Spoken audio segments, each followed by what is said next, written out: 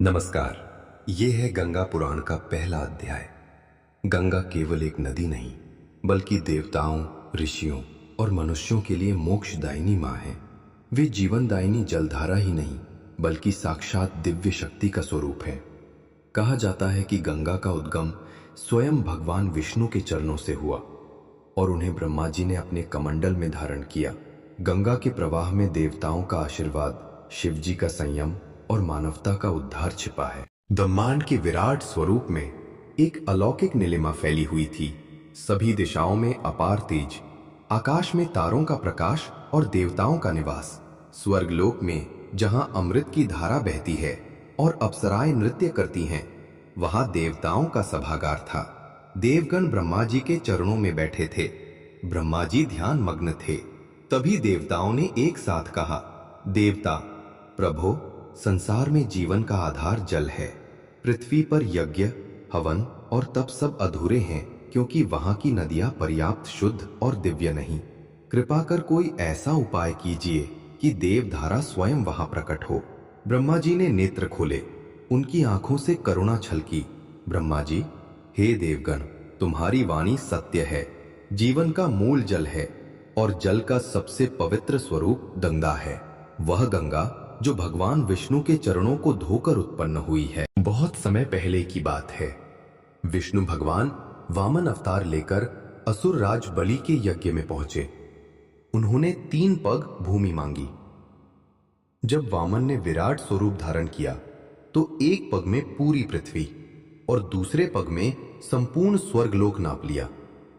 उस समय जब भगवान का चरण ब्रह्मांड को विदीर्ण कर ऊर्ध्वलोक तक पहुंचा तो उनके चरणों से अमृतमयी जलधारा फूट निकली। वह जल देवताओं के लिए अद्भुत था, शीतल, पवित्र और दिव्य। ब्रह्मा जी ने तत्काल उस अमृतमयी जल को अपने कमंडल में संजो लिया। यही जलधारा बाद में गंगा के नाम से प्रसिद्ध हुई। ब्रह्मा जी के कमंडल से प्रकट होते ही गंगा का स्वरूप अति मनोहर हो गया। उनके शरीर से तेज निकल रहा था।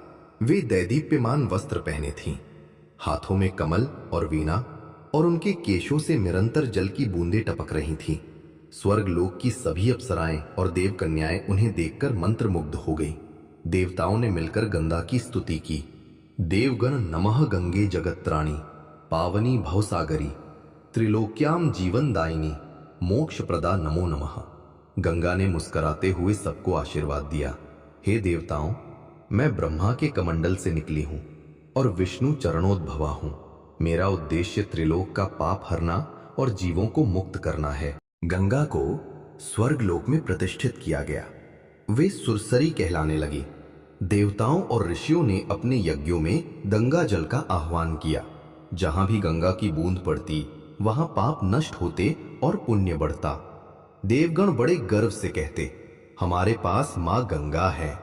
स्वर्ग में उनका प्रवाह अमृत के समान है।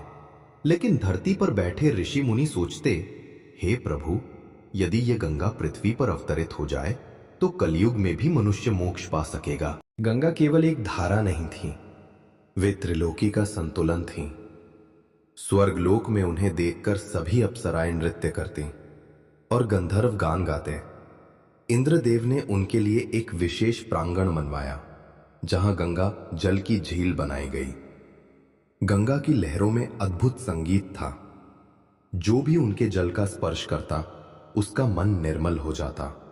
एक ऋषि ने कहा, गंगा का जल केवल शरीर को शुद्ध नहीं करता, बल्कि आत्मा को भी पावन बनाता है। एक बार देवताओं ने गंगा से प्रश्न किया, इंद्रदेव, हे सुरसरी, क्या आपको कभी धरती पर जाने की इच्छा होती है? वहां मनुष्य अज्ञान में डूबे हैं, पाप करते हैं। यदि आप वहां प्रकट हों तो उनकी आत्मा को भी शांति मिले। गंगा ने शांत स्वर में उत्तर दिया, गंगा, हे इंद्र, मुझे धरती से प्रेम है। वहां की मिट्टी तपस्वियों की तपस्या से पवित्र है, लेकिन जब तक कोई महान उद्देश्य न हो, मैं वहां नहीं जा सकती। मेरे प्रवाह को सहना पृथ्वी के लिए कठिन होगा। सभी देवताओं ने सहमति जताई और कहा, निश्चय ही कोई महापुरुष तप करके आपको पृथ्वी पर बुलाएगा। गंगा ने अंत में वचन दिया, जब कोई सच्चा साधक, कोई महान तपस्वी अपने पूर्वजों की मुक्ति के लिए मुझे पुकारेगा, तब मैं पृथ्वी पर उतरूंगी। परंतु ध्यान रहे, मेरी वेगमयी धाराओं को कोई साधारण शक्ति नहीं संभाल सकती। केवल स्वयं महादेव ही मेरे प्रवाह को धारण कर पाएंगे। ये वचन सुनकर देवताओं के हृदय में आनंद भर गया। सभी ने गंगा की जय जयकार की। गंगा के कारण स्वर्ग और भी सुंदर हो गया। उनकी जलधारा से पुष्पवन हरे भरे रहने लगे। जहां जहां गंगा का स्पर्श होता वहां कमल खिल जाते। गंधर्व हर रोज गंगा तट पर गान करते और अप्सराएं जल क्रीड़ा करती। देवताओं ने कहा, गंगा मां हमारी आत्मा की शांति हैं, वे ना हो तो स्वर्ग भी निर्जीव लगेगा। हालांकि गंगा अभी तक स्वर्ग लोक में ही थी, परंतु पृथ्वी पर ऋषि मुनि उनकी कमी अनुभव करते थे। ऋषि अत्रि, वशिष्ठ और कश्यप अक्सर एक दूसरे से कहते, ऋषि अत्रि, यदि गंगा पृथ्वी पर बहती तो हमारे तप का फल और भी महान होता।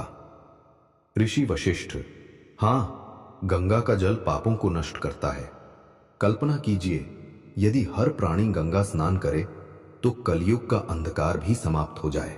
यह संवाद भविष्य का संकेत था कि गंगा एक दिन पृथ्वी पर आएंगी। पृथ्वी पर ऋषियों ने बार बार गंगा का ध्यान किया।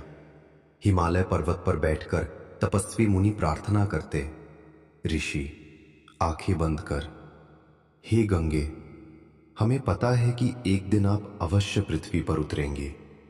हम आपके दर्शन की प्रतीक्षा करेंगे। गंगा इस पुकार को सुनती, पर अभी समय नहीं आया था।